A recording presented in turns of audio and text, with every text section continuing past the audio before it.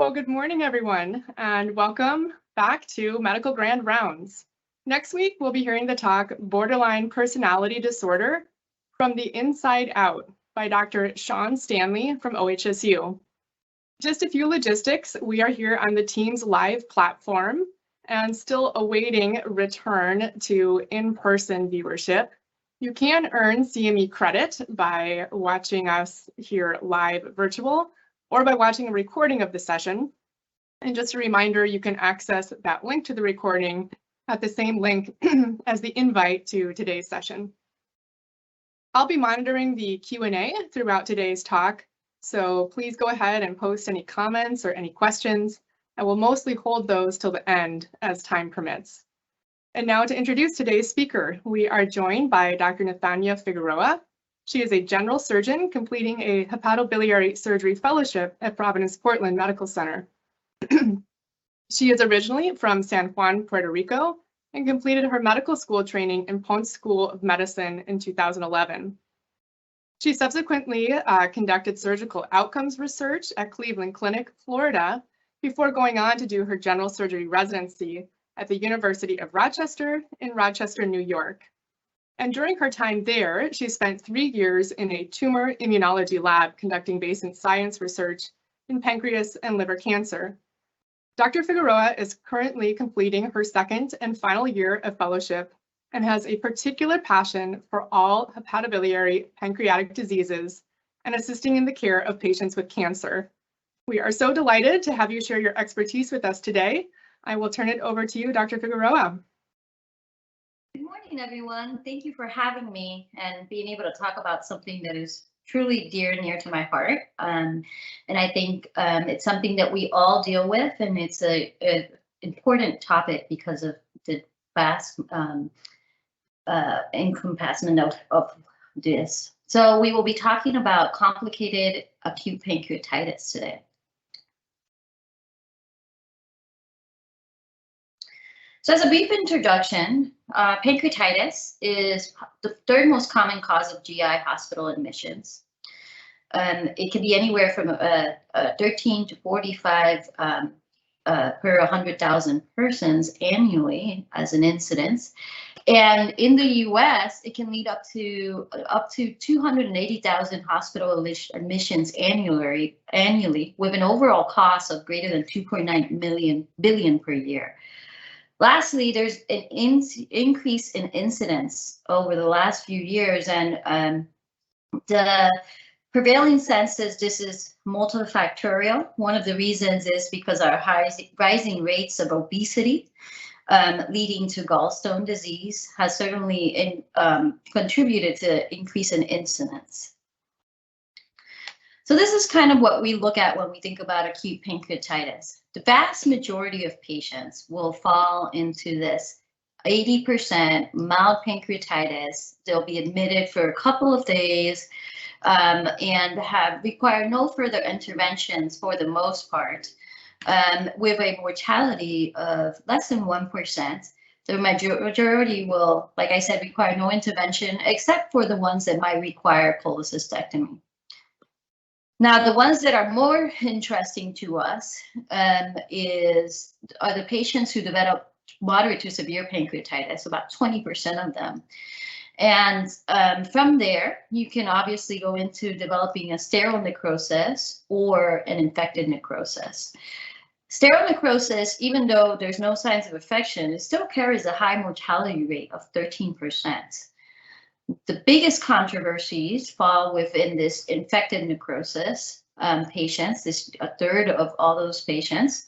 And it's something that we have certainly looked into severely or intensely over the last 10 plus years because of the increase in mortality with these patients, 15 to 35% of mortality. And in some series, it can reach up to 50%. So for this reason, it's very important to be able to triage these patients early. And with that, we have the Lancet classification scheme developed or revised in 2012, 2013, kind of dictates how we characterize pancreatitis at this point in time. There's two phases, typically early and late, and the biggest thing to be able to note is the severity. You can have either mild, which would be classified, or we will know that it's mild with the classification of no organ failure. You can have moderate, which will have organ failure for less than 48 hours, or severe for organ failure longer than 48 hours. From there, we can divide pancreatitis into two main categories. You have your interstitial edematous pancreatitis and your necrotizing pancreatitis. So the interstitial edematous pancreatitis, this becomes important when you think about when to intervene in these patients. You can have acute fluid collection, which is not organized at all, and that's typically within less than 4 weeks. When it's interstitial edematous pancreatitis, once they become organized, then they become a pancreatic pseudocyst, and this typically occurs at greater than 4 weeks.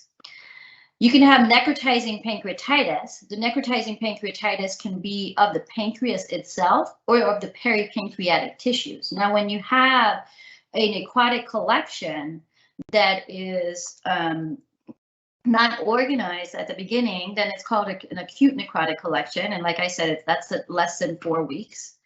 And when you develop walled off pancreatic necrosis, then that's typically at greater than 4 weeks. And these are the patients at greater than 4 weeks that we're typically intervening on. We like to wait until this necrosum is completely walled off. A few more pictures of what you can see when you see these patients, the patient's imaging. This is an example of acute interstitial pancreatitis. You can see a heterogeneous appearance of the pancreas. There's no significant peripancreatic fluid collection. The pancreas enhances, so there's no indication of necrosum. And here you can see the difference over a few weeks. So initially the patient had acute interstitial pancreatitis, and thereafter with some peripancreatic fluid collections, and after a few weeks these resolved on their own without any further intervention. Now typically when you go, the other scenario is when you go from here and then past the 4 weeks when you develop these pseudocysts, which we talked about. Again, the pancreas is well enhancing and the fluid collections are all encapsulated. Interesting to know is that these pseudocysts, although we typically quote as the patient having a pancreatic pseudocyst, they're actually pretty rare. True pseudocysts are rare. The vast majority of them are asymptomatic, and if you give them time, they'll actually resolve spontaneously. So in our practice, we will not intervene on these until they're past those 4 weeks and even beyond, and and the patient is symptomatic. If they're asymptomatic, we leave them alone. So here we have the acute necrotizing pancreatitis, and you'll see here acute necrotic collections, which is less than 4 weeks. These are important to note is that here, even though the pancreas is enhancing, it is still considered acute necrotizing pancreatic because the peripancreatic tissues are the ones who are necrotic. So that can certainly occur. The difference with these images are that you have both peripancreatic necrosis and the parenchyma of the pancreas also has some necrosis. And so we should note that although the pancreas is enhancing, you can have necrosum that becomes infected peripancreatically and still be considered acute necrotizing pancreatitis. And lastly, after the 4 weeks, this necrosums become walled off.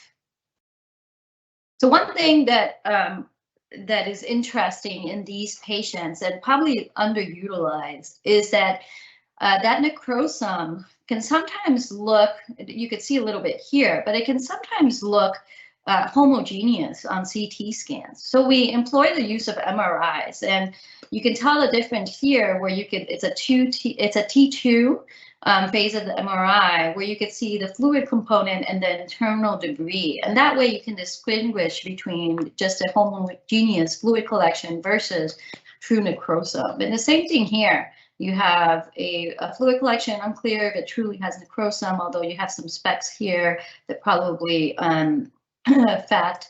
But here in the T2 weighted image, which we know it's T2 because this is bright, you have a heterogeneous collection with internal debris. So lastly, when we talk about kind of these introductory talks about pancreatitis, we talk about how to diagnose this. Typical abdominal pain, you have to have 2 or 3 of these. Typical abdominal pain, serum lipase or amylase greater than 3 times the upper limit of normal, and the characteristic CT findings. 1 of those, 2 of those 3 will suffice. What happens when we develop pancreatitis is you develop, depending on the inciting event, an injury to either acinar or ductal cell injury, and you develop premature activation of trypsin. And this can happen within even 10 minutes of the injury itself. Trypsinogen converts into trypsin, and from there, all these enzymes are catalyzed, and there is autodigestion of the pancreas tissue.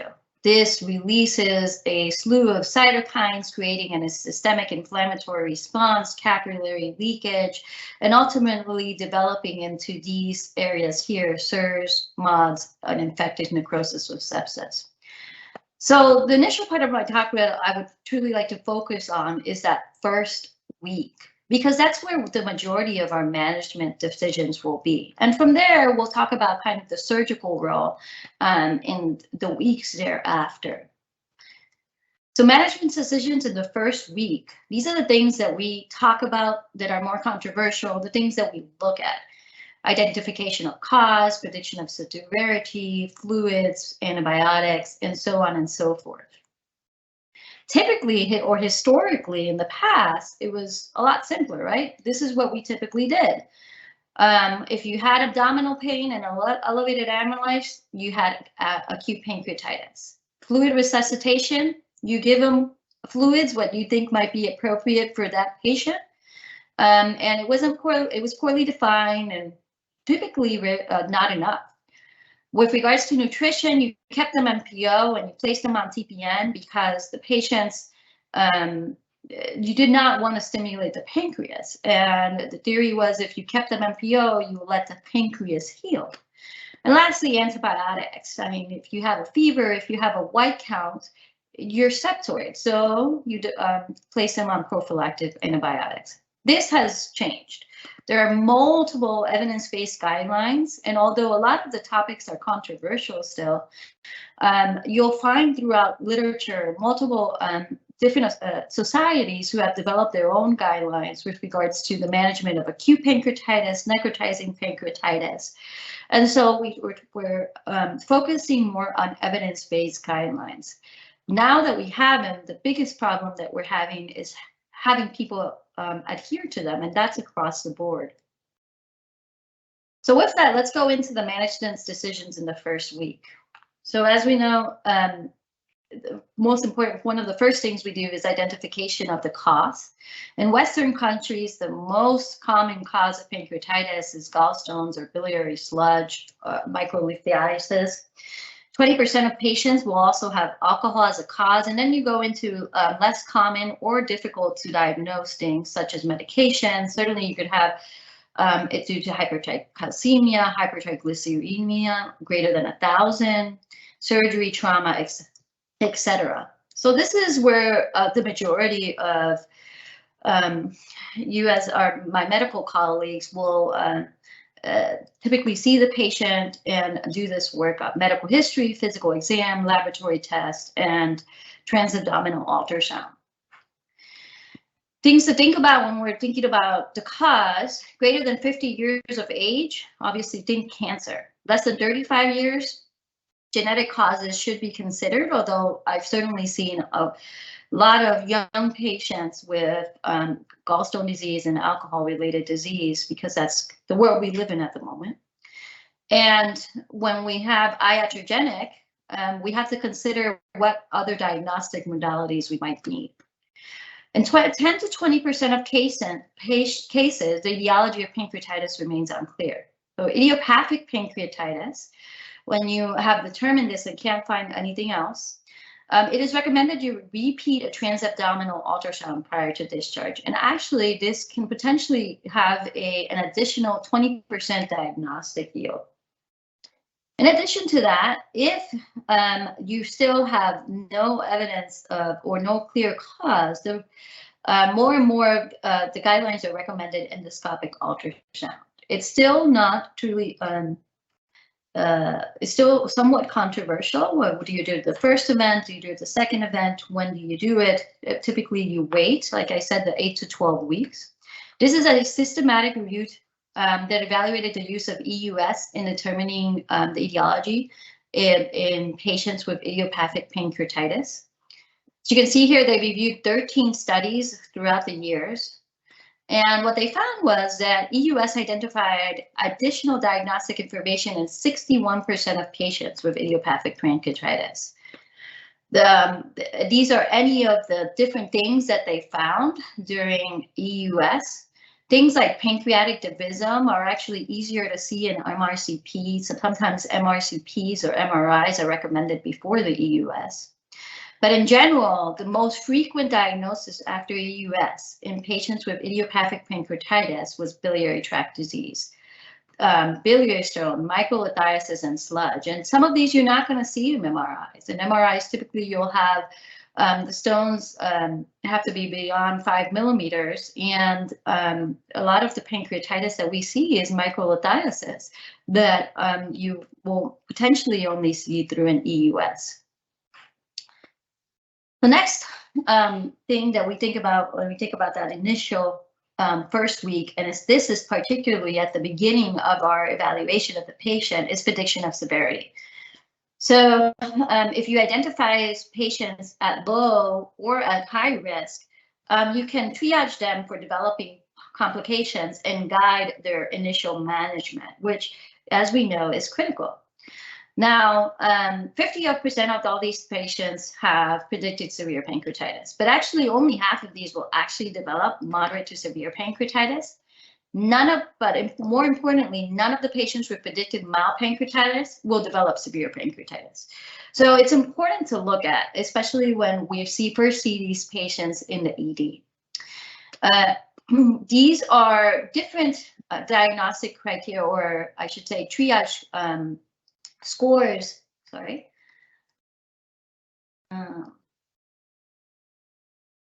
Apologize. These are different classification schemes that have been developed throughout the years, which we are most familiar with, the Apache 2, the BICEP, the Ranson criteria. The reality is when we have so many different scores, none of them are perfect. They are quoted as having a moderate accuracy at 70 to 80%, and are all pretty comparable in predicting the development of persistent organ failure, but they're complex when a lot of them are. And so they're difficult to use in a clinical setting. And for that reason, actually, the revised Atlantic classification recommended just the use of persistent SIRS with if you have persistent SIRS for greater than 48 hours, you have a higher association with multi-organ failure, and it's a key determinant of mortality. I also wanted to bring this other study that was performed in 2015 because it discusses the use of hematocrit and rise in BUN for the prediction of severity. And these are actually interesting in the sense that they are easy to monitor. The vast majority of patients are going to get a CBC and a BMP where you can determine, have these lab values and determine within a short 24-hour time period, and thereby classify patients as mild or potentially severe. So what they found was it was a study in three different groups. 2 here in the US and 1 in the part of the Dutch Pancreatic Study Group. And they evaluated also approximately 1,600 patients. And what they determined was with regards to organ failure, you look at the admission hematocrit. If it's greater than 40%, then you look at the rise in BUN at 24 hours. If it has risen above the 20% and 20 initial value, then you can predict organ failure in up to 54% of these patients. So they're classified as severe. And then the pancreatic necrosis, same thing. You look at the admission hematocrit. If it's greater than 44%, then you you look at the rise in BUN at 24 hours. And if you have both of these, you can predict development of pancreatic necrosis in 60% of these patients. So this is something that we, I think, is underutilized, and that we could certainly use to really classify our patients from the beginning, so that we could triage them either into a higher level of care or triage their management in general when we talk about these first week management strategies. So one of the management strategies with pancreatitis, there's not much we can do initially, but one of the things that has been looked at quite extensively is fluid resuscitation. There's no curative therapy in pancreatitis, so early treatment consists of supportive care and adequate fluid resuscitation.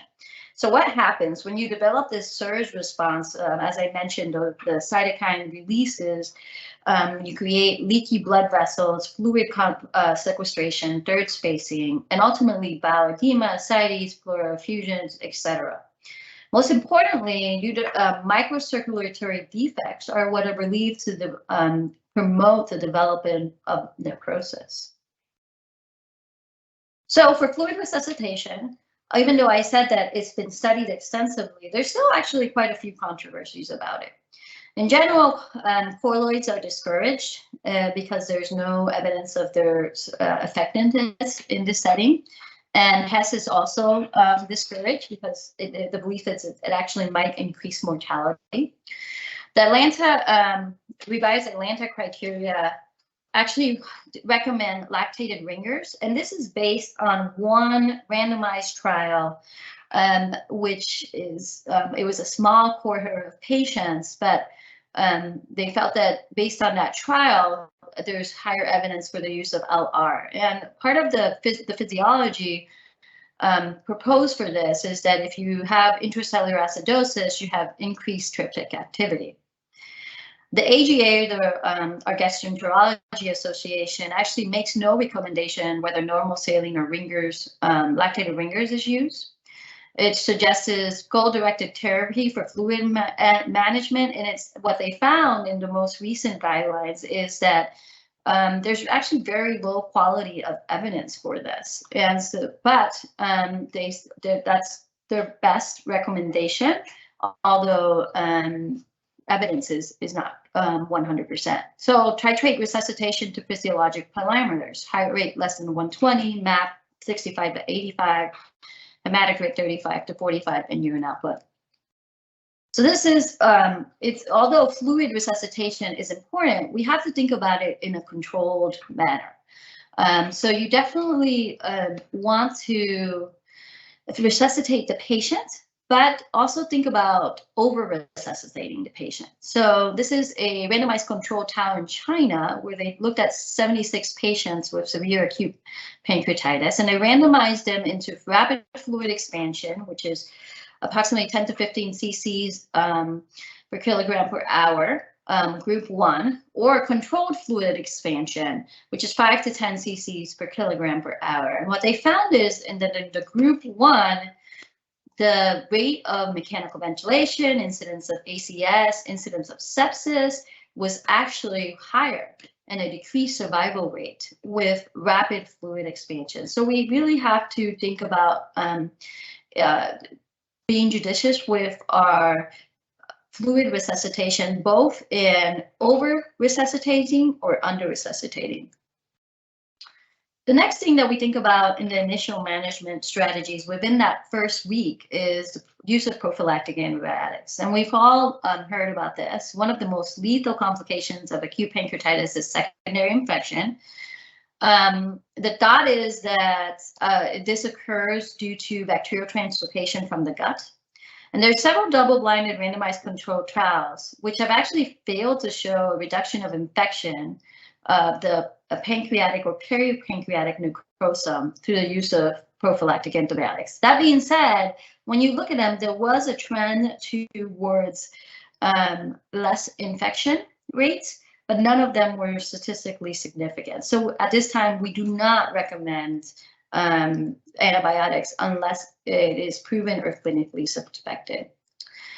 This is another area which we typically get asked for by our patients.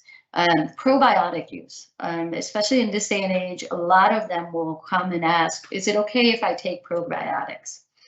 And the thought process is that in order to prevent bacterial translocation, attempts were made to influence the intestinal microbiome using probiotic bacteria. However, this has not been proven to be effective and actually has been shown to be harmful up to now. So this is a randomized controlled trial published in Lancet in 2008, where it's a multi-center randomized trial where they took 298 patients with predicted severe acute pancreatitis, and they assigned them to, within the 72 hours of onset of symptoms, to receive either multi-species probiotic preparation. I think there was about 6 different species, or the placebo. And they administered twice daily for 28 days. And as you can see here, there was actually increased rates of mortality with the probiotic group versus the placebo group. And interestingly, they also developed non-occlusive mesenteric ischemia, bowel perforation, and particularly small bowel were the ones that were developed. It was the one that developed ischemia. So the use of probiotics is not recommended at this time with acute pancreatitis. The last part of antibiotics that I wanted to mention was just this meta-analysis, Cochrane meta-analysis in 2010. And once again, they reviewed prophylaxis against infection and pancreatic necrosis. And what they found was, again, there might have been a trend towards, but no clear statistical significance supporting the use of prophylactic antibiotics. However, they did find that with amitriptyline, there was a suggested reduction in pancreatic infections. So overall, we need additional studies on this, as in fluid resuscitation. The next management strategy that we talk about within that first week is whether you do an urgent ERCP for biliary pancreatitis. As of right now, the definite indication for urgent ERCP is cholangitis, and it is recommended that biliary pancreatitis is not an indication for urgent ERCP if there is no cholangitis.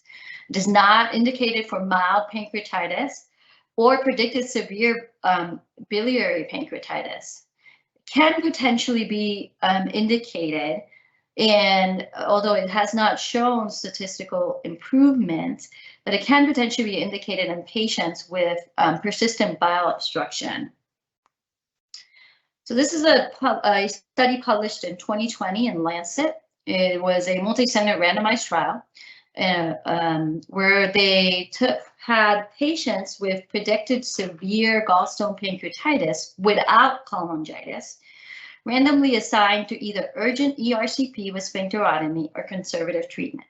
And the thought process is that if you are able to grab these patients early, because the majority of these biliary sludge or gallstones that come through the biliary duct pass quickly, but as they pass through the ampulla, there's talk about the discontinual inciting events of it. So the thought process is if you could go in early, you can prevent that continued inciting event by doing an urgent ERCP with sphincterotomy, releasing the stones, or simply doing a sphincterotomy to help prevent further damage.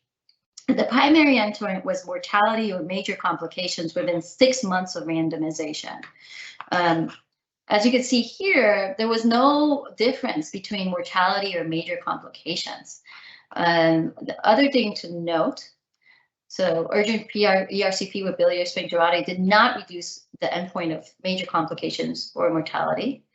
And then the other thing to note is it did have cholangitis did occur more often with the conservative group, and that's understandable because you basically prophylactically did an ERCP with sphincterotomy. However, this did not have a negative impact on overall outcome, so we do not recommend urgent ERCP. And going down the line in that first week is we talk about nutrition. And this is very controversial, even between subspecialists that are dealing with the same patient. And we all have our thought processes about what should occur. So it has been hypothesized that basically you have disturbed intestinal motility, bacterial overgrowth, and increased permeability at the gut that ultimately can lead to bacterial translocation and potentially cause an infected pancreatic necrosis. So enteral nutrition may reduce translocation and thereby maintain mucosal gut integrity. A Cochrane review looking at 8 randomized trials showed that enteral nutrition reduced rates of infection, organ failure, and mortality in these acute pancreatitis patients as compared to using TPN. A multi-center randomized trial in 2008 looking at 208 patients with predicted severe pancreatitis and were compared very early nasal jejunal feeding, less than 24 hours, with introduction of an oral diet after 72 hours, or on-demand nasal jejunal feeding if needed, if they weren't able to tolerate food. And they showed no beneficial effects on infection rates or mortality. So we know that enteral nutrition is better. The timing of enteral nutrition, even though the guidelines say early, the exact timing is controversial. For patients without nausea, vomiting, or evidence of intestinal obstruction or ileus, it is actually recommended based on the gastroenterology guidelines for oral nutrition to commence immediately. So oral feeding with solids is safe. You don't necessarily, if solids they're not vomiting, you don't necessarily have to wait until their enzymes normalize, which was something that we have been taught regularly. Now, for patients unable to tolerate oral intake, I found different recommendations on this. Enteral nutrition is usually needed at 3 to 5 days. Some recommendations said 24 to 72 hours. Regardless, you're giving them, if they're unable to eat, you're giving them enteral nutrition early. Now, there's always been a talk, especially among surgeons, between nasogastric feeding versus nasojejunal feedings. Nasogastric feedings in small randomized trials have not been found to be inferior to nasojejunal feeds. However, you have to take into account that a large percentage of these patients actually won't tolerate nasogastric feeding just because of their underlying event. When we're talking about severe necrotizing pancreatitis, you have the late gastric emptying and other things that actually would promote nasojejunal tube feeds. Semi-elemental diets are cheaper and more acceptable as compared to elemental diets. There was a large push for this, but semi-elemental diets are actually adequate. And TPN only if enteral nutrition is not possible. The last thing, well, 2 more things that we talk about in that first week decision management is same addition to cholecystectomy. So what we know is that approximately 20% of mild biliary pancreatitis recur within 6 weeks of discharge if gallbladder is not removed during the same admission. And when I put this, I probably should have worded it differently. It's not necessarily that you're going to have a recurrent acute pancreatitis, but you can also have other biliary events, either also secondary to biliary colic, acute cholecystitis. So even one of the things that we were taught in residency, well, they have biliary sphincterotomy. You underwent an ERCP with biliary sphincterotomy, so they're not going to come back with acute pancreatitis, which is fine, but you still have other things that they can come back with that are biliary in nature that have nothing to do with, or are not because of pancreatitis. So same admission cholecystectomy in mild pancreatitis has been proven to be safe, not associated with increased complications, and actually recommended. The other typical scenario that I was taught in residency, and sometimes you'll hear my surgical colleagues say, is, well, we have to wait until the enzymes go down, or it is you just develop pancreatitis and it's going to be inflamed and difficult to go in there, etc. And while that might be true for severe necrotizing pancreatitis, for mild pancreatitis, that is not the case. You can and should go ahead and remove that gallbladder. Another scenario that has been that typically happens is the surgeon doesn't have time at that point within the next few days. They don't want to keep the patient in-house, so they say, well, let's send them home and I'll do the cholecystectomy within a week's time. You know, different situations call for different scenarios. So certainly you can individualize, but the recommendation is to do it during that same admission. And if you develop necrotizing severe pancreatitis, you want to wait at least 6 weeks prior to cholecystectomy, if not more. But ultimately remove that gallbladder. And this is just what's called the PANCHO trial. It was published in Lancet in 2015, where they compared interval cholecystectomy versus same admission cholecystectomy, and mortality rates were not significant, but readmission for gallstone-related complications were significantly higher in patients where there was the management was interval cholecystectomy versus same admission cholecystectomy. The last thing that we talk about in that initial first week is imaging. The reality is everybody comes in, they have pancreatitis, and a vast majority of them, at least the ones I see, and it's probably I see them because they're already headed toward that severe path. They receive a CT imaging very early in their hospital course, and truly, in the first 3 to 4 days of acute pancreatitis, the CT imaging is unreliable for determining the extensive necrosis. Only patients suspected having abdominal catastrophe, such as perforation, bleeding, or ischemia, should have an urgent CT scan. Or otherwise, if the patient has mild pancreatitis, you don't need one.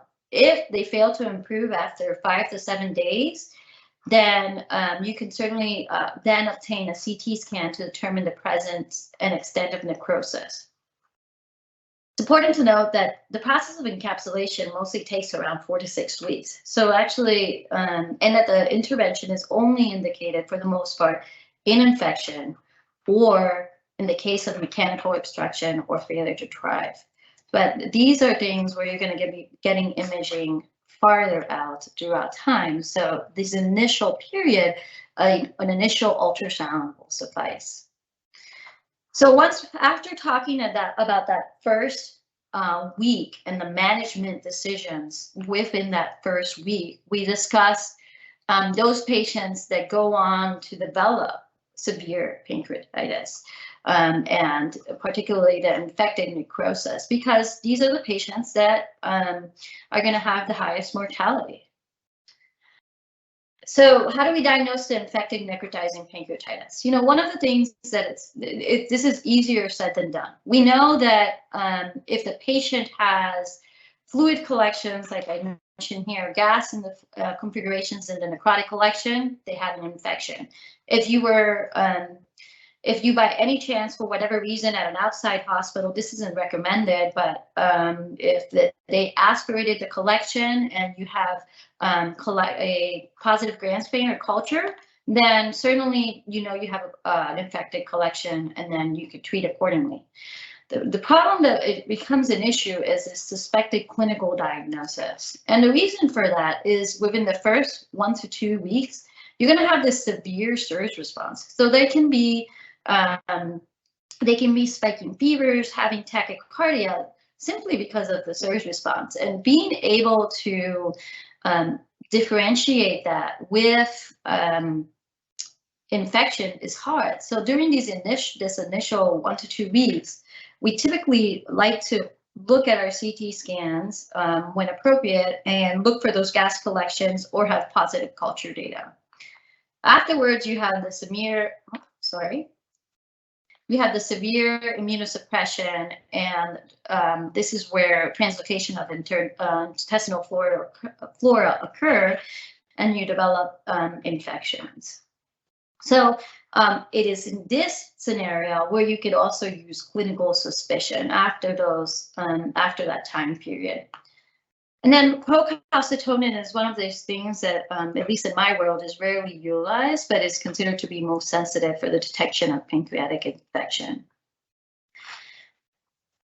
So when to intervene? As you all know, historically, we did patients with necrotizing pancreatitis underwent early laparotomy to debride necrotic tissue, and there was high mortality rates. Current guidelines advocate for delay intervention until the stage of walled-off pancreatic necrosis. This is the STEP-UP trial, which was published in 2010 in the New England Journal of Medicine, where they looked randomly assigned 88 patients with necrotizing pancreatitis and suspected or confirmed infected necrosis to undergo either open necrosectomy or STEP-UP approach of treatment. And the STEP-UP approach of treatment included percutaneous drainage and, if needed, thereafter surgical intervention. What they found is, of the patients assigned to STEP-UP approach, 35% were treated with percutaneous drainage early. So you were able to kind of avoid even a big operation with an open abdomen, large development of incisional hernias, and so on and so forth. New onset multi-organ failure occurred less often in patients with a STEP-UP approach than in those assigned to open necrosectomy. And you can see that here, the differences between the two.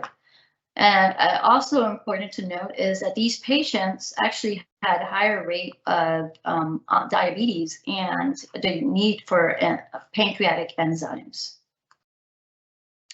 So that was kind of a paradigm shift in our management of these patients. But now we're going through another shift, and it's whether we do an endoscopic versus a surgical STEP-UP approach. So this is a study where they looked at an endoscopic or surgical STEP-UP approach for infected necrotizing pancreatitis. It's a multi-center randomized superiority trial.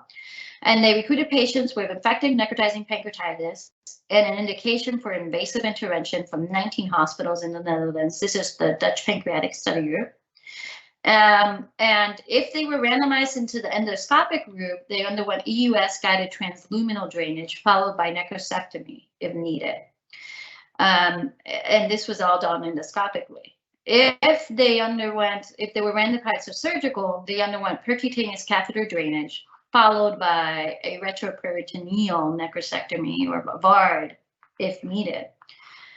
There was no major, the primary endpoints were major complications, and there was no difference between either approaches. So there was no inferiority between either of them.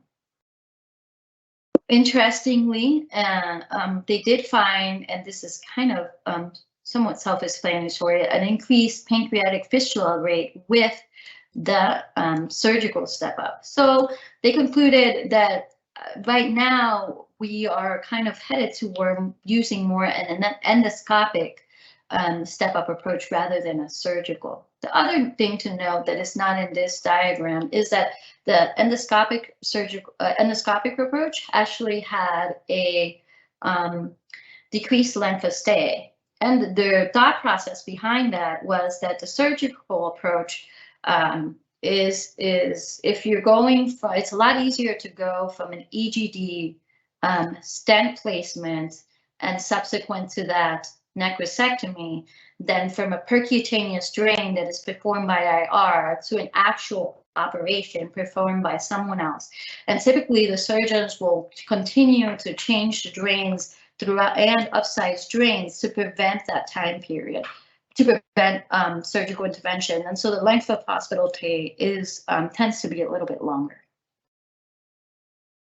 So when we talk about the step-up approach, and then the other controversy in intervention is doing immediate versus postponed interventions for infected necrotizing pancreatitis. International guidelines actually recommend the intervention until the infected necrosum is encapsulated. So this study was, again, a multi-center randomized superiority trial involving infected necrotizing pancreatitis patients who either underwent immediate drainage within 24 hours after randomization, once infected necrosis was diagnosed, versus drainage that was postponed until the walled-off necrosis was reached. So in reality, what happened was they would patients would come in, and once there was any suspicion to infected necrosum or infected pancreatitis, they could have been in the hospital already for 2 weeks or so. But once they developed infected necrotizing pancreatitis, then the study investigators were alerted and they were randomized. So some of these patients, even though it's immediate drainage within 24 hours of randomizations, some of these drainages in the immediate period occurred at the typical, I think, mean was around 24, versus the postponed one was in the 30+ days. And in the mean difference between the two, there was only 10 days. But what they said was even those 10 days of difference are enough to prevent further unneeded intervention. So with that, we'll talk about the conclusions show that trial did not show superiority of immediate drainage over postponed drainage with regards to complications, and people randomly assigned to the postponed drainage strategy refused fewer interventions, and some of them actually were even managed solely with antibiotics. So in general, if we can hold off, if the patient is not clinically deteriorating, we still like to wait those 4 weeks. Just towards the end, I wanted to show this brief video of one of our cases. It's not the best video, but I wanted to show you guys kind of what we do and when we think about these interventions. This is a laparoscopic cyst gastrostomy. So in here you have the stomach kind of folded over, and then this was the pancreatic cyst or walled-off pancreatic necrosum. And this is what you see when you go in there. In a moment, you'll see it a little bit better, but you go in and you just see this much of dead tissue, and it's all black. You can't really see what is what in there. You can't, and obviously this is near the SMA, SMB, splenic vein. So it's very hard to determine what's what. And on top of that, it's actually, as we're pulling stuff here, it's really hard to actually get this out. We pull chunks and they are small. They're very small chunks. So here we have, again, kind of a different view of it, going in and pulling off these chunks. So what we did here is we go in or we connect the stomach to the cyst cavity, and this is walled off already. So it is not going to leak. Shortly here, you'll see us closing it. And you create a avenue for that necrosum to drain. This is why it is so hard sometimes to treat these patients, even with drains, and why we are super aggressive about flushing our drains, because it is very hard to get this out, even when we're mechanically trying to debride it. Typically, when we're on the floors, the nurses flush the drains that go in here 10 cc's sometimes a day, sometimes 3 times a day. And the reality is you're not going to get anything out of that if you're just doing that little bit. So you truly have to kind of think about where the drains are at and be aggressive about flushing them and making sure they don't get clogged with this necrosome. So here we are closing the necrosome. This is stomach on top, the walled off pancreatic necrosome. You've now connected the stomach to the necrosome, and then we're just putting omentum on top of here to kind of solidify the closure.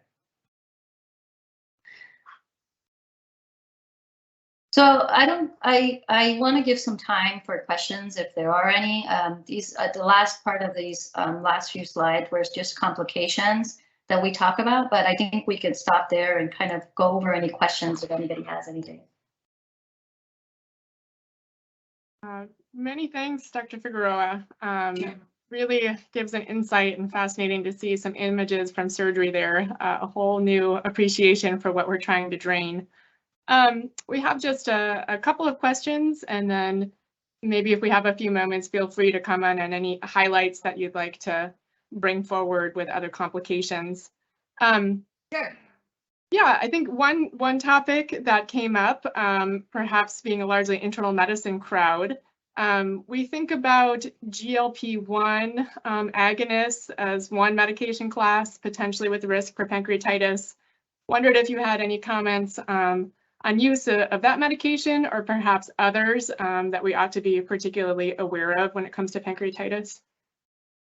You know, we, to be completely honest, we really rely on you guys heavily when it comes to medication usage and the cause of pancreatitis. The reality is that medications are one of those things that are exclusion, and you come to the conclusion that they develop pancreatitis because of them out of exclusion, mainly because they're hard to prove. And so that's why it's so important to continue in a multidisciplinary approach. I don't have a lot of experience with regards to the medications, and I rely heavily on you guys to assist me with that and determining the etiology.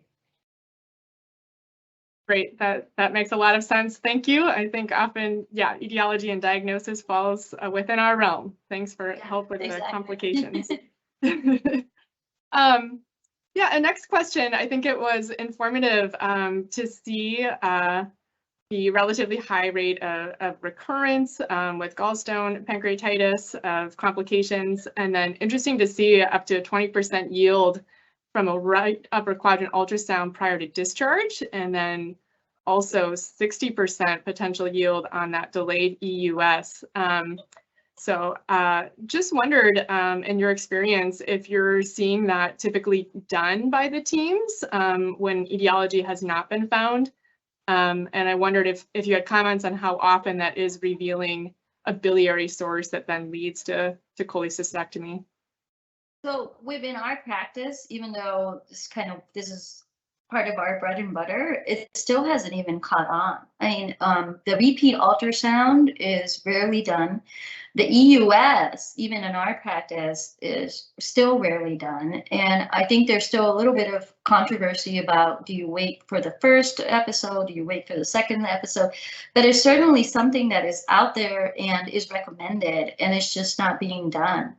One of the other scenarios is that if you have iatrogenic pancreatitis, a lot of people will say, well, we'll just simply recommend a prophylactic cholecystectomy because the rate of pancreatitis or of biliary reasons behind it is so high that people will just prophylactically do a cholecystectomy. But I think that certainly we truly need to think about these things more, particularly not just with the diagnosis, but you know, the management of these patients for prevention of recurrence, whether it be alcohol cessation, whether it be you know, teaching them what they should eat, what they should not eat, or particularly on us is the surgical aspect of it.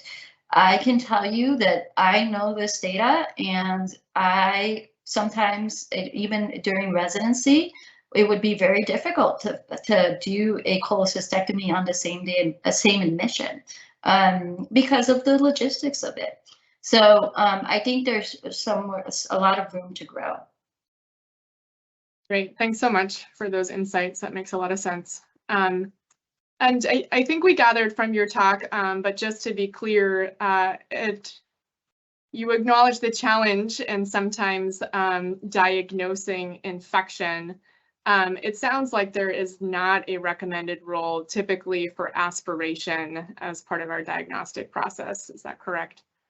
Correct. I mean, it is something that has been done, but it's typically not recommended at this point in time based on the guidelines. But it's something that is used because they might come from another hospital, or they might, etc. So you might, for whatever reason, have culture data. In certain instances, I think some people are inclined to do it, but for the most part, we do not recommend aspiration. Yeah, and for multiple reasons: the fear of infecting it, or the fear of going into a collection that is not completely walled off, et cetera, but mainly it's because of the fear of infecting that collection. Thank you for that clarity. One last question, and again, feel free to defer if this is in more of a GI realm, but wondered if any insights or comments on development of chronic pancreatitis in the setting of patients who have had acute or perhaps recurrent acute pancreatitis. Yeah, I mean, we certainly see development of recurrent pancreatitis in these patients, but I can't say I know off the top of my head kind of a quote or a particular number as to how many of them. And actually, one of the things that you do see with the diagnosis and the EUS is you sometimes just see within that EUS that they already have chronic pancreatitis, and that's kind of what you're seeing. And you are going to have acute or subacute mild episodes. But as to with the percentage of patients or that progression, I would have to kind of dig a little bit further. Yeah, no worries at all. Thank you so much. I think that's all of our questions, and seeing as we're just about 2 minutes to the top of the hour, perhaps we'll leave it there. But yeah, thank you so much for sharing this knowledge, helping encourage us all toward following the guidelines with pancreatitis management, and having some relationship with our interprofessional team. Thank you very much. Very much. Have a good day.